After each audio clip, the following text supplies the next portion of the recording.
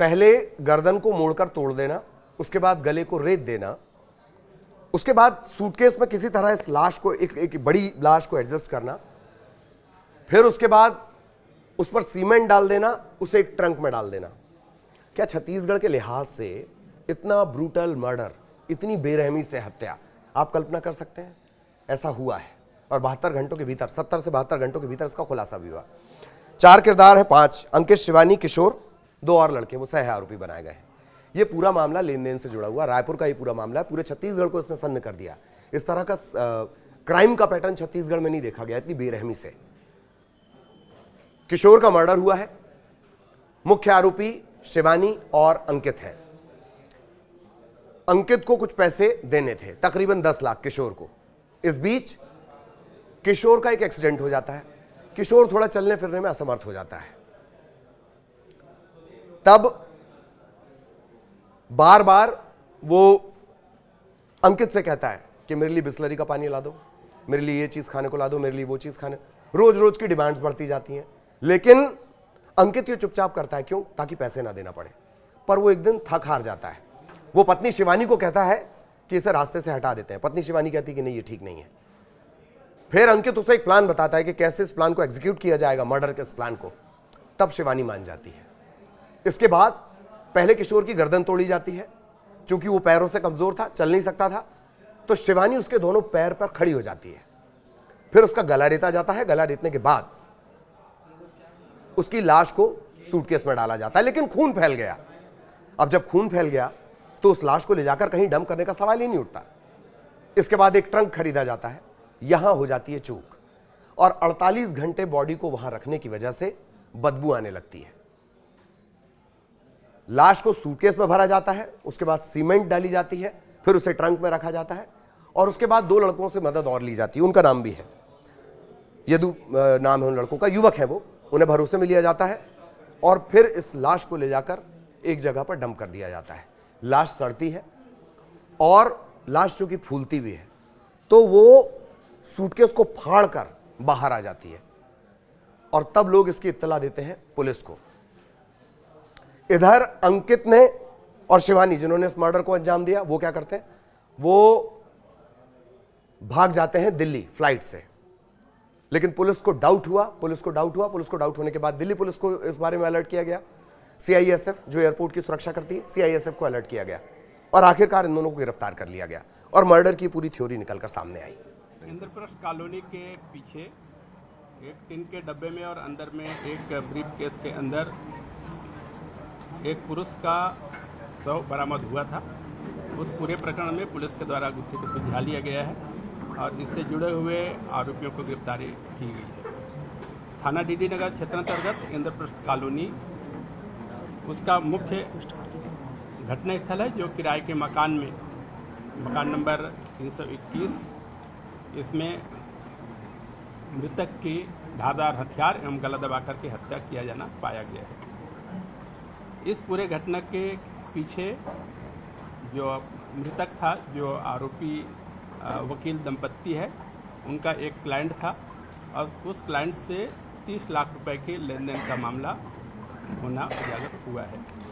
इस पूरे प्रकरण में एक ज़मीन से जुड़ा हुआ 30 लाख रुपए था, जिसको आरोपी अंकित उपाध्याय के द्वारा मृतक किशोर पैकरा से लिया गया था, और उसको मृतक किशोर पैकरा लगातार मांग कर रहा था, जिसके कारण से इसको पैसा न देना पड़े और परेशान होकर के उसका हत्या को अंजाम दिया गया है। इस पूरे प्रकरण में आरोपी अंकित उपाध्याय, उसकी पत्नी शिवानी और उसके अन्य 2 साथी, जो उसको हत्या के उपरांत शव को ठिकाने लगाने में सहयोग किए, इन चारों आरोपियों को गिरफ्तार किया गया है। पूरे प्रकरण में जब एक बॉक्स के अंदर अज्ञात शव होने की सूचना पुलिस को प्राप्त हुई और सीमेंट से लपटे होने की सूचना प्राप्त हुई, तो उस गंभीरता को देखते हुए पूरी एसीसीयू की टीम, अनुविभाग की पूरी टीम, डीडी नगर की पूरी टीम और वरिष्ठ अधिकारियों को मौके पर भेजा गया और तत्परतापूर्वक गहनता से उस मौके की इन्वेस्टिगेशन प्रारंभ की गई। मौके पर एफएसएल टीम एवं डॉग यूनिट की भी मदद लिया गया। मौके की जब उसकी पहचान की गई या फिर मौके की जब निरीक्षण किया गया तो उसमें प्रमुख तौर पर जो बॉक्स था, टिन का जो बॉक्स था, उसमें एक जहाँ से पेटी विक्रय हुआ था वो एक मौके पर से एक हम लोगों को लीड मिली।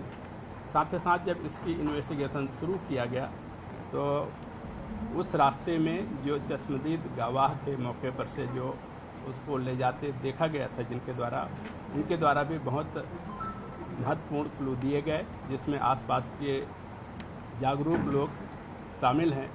उनके द्वारा बताया गया कि संदिग्ध लोगों का आवागमन था और उस घटना दिवस में एक अल्टो कार, जिसका नंबर हम उनके द्वारा दिया गया कि एक अल्टो कार से एक बक्सा ले जाते हुए उनके द्वारा देखा गया था। अल्टो कार से बक्सा जब ले जा रहे थे तो बक्सा बाहर से भी दिखाई दे रहा था, तो अपने आप में वो संदेह की दृष्टि से उसको देखा गया था और उनके द्वारा उसको बहुत प्रमुखता से पुलिस के सामने बात रखी गई थी। ये क्लू मिलने के बाद अलग अलग 5-6 टीम तैयार करके अलग अलग दिशा में पूरी पार्टियों को लगाई गई, जिसमें प्रमुख तौर पर मौके में जो साक्ष्य प्राप्त हुए थे, जिसमें एक ट्रॉली बैग या सूटकेस, पेटी में जो लिखा हुआ दुकान का नाम और उससे आसपास की चीज़ों को संकलित करते हुए उसकी दिशा में एक विवेचना किया गया। साथ ही साथ जिस जगह से, जिस ओर से ये गाड़ियाँ आते दिखी थी, उन दिशाओं के सभी सीसीटीवी कैमरा को एक अवलोकन करने के लिए एक पार्टी लगाई गई। उस पूरे पार्टी में लगाने पर एक 2 प्रमुख तौर से जो गाड़ियाँ जो बरामद हुई, जो उसमें अल्टो कार और एक जो इलेक्ट्रिक व्हीकल जिनके नंबर हम लोगों को प्राप्त हुए थे, उस आधार पर उसका विस्तृत विवरण प्राप्त किया गया। अल्टो कार के बारे में पाया गया कि ये धमतरी का निवासी है, जिसके द्वारा कुछ दिन पूर्व अल्टो कार को बेचा गया था।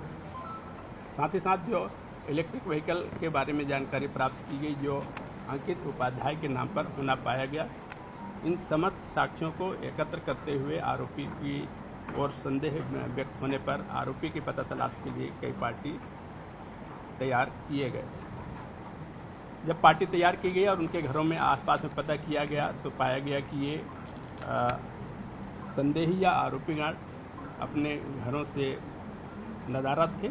इस आधार पर उनके ऊपर और संदेह गहराया और इसकी सघन पता तलाश पूछताछ की गई, जो उसी दिन दिनांक 23 तारीख को जब पता किया गया तो ये आरोपीगण अंकित उपाध्याय और उसकी पत्नी, ये दोनों शिवानी शर्मा, ये दोनों यहाँ से बाई एयर दिल्ली के लिए कूच कर गए थे। जब इनकी दिल्ली जाने की सूचना प्राप्त हुई तो कुछ देर के लिए पुलिस को लगा कि संभवतः ये बाहर भाग सकते हैं, तो पूरी आईजी साहब की मदद से सभी सिस्टम को एक्टिवेट किया गया और यहाँ के जो airport security, Delhi police, Delhi के एयरपोर्ट सिक्योरिटी और स्थानीय पुलिस की मदद से इसको रायपुर एयरपोर्ट से जाने के बाद दिल्ली इंदिरा गांधी इंटरनेशनल एयरपोर्ट पर वहाँ के पुलिस के द्वारा डिटेन किया गया। साथ ही साथ यहाँ से एक पुलिस पार्टी जाकर के दिल्ली से लेकर के इनको वापस आई।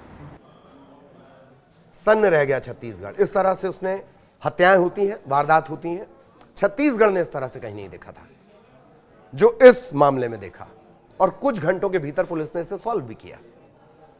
अब मामला अदालत जाएगा, अदालत से क्या कुछ इस मामले में निकल कर आएगा वो भी हम आप तक पहुंचाएंगे। नमस्कार।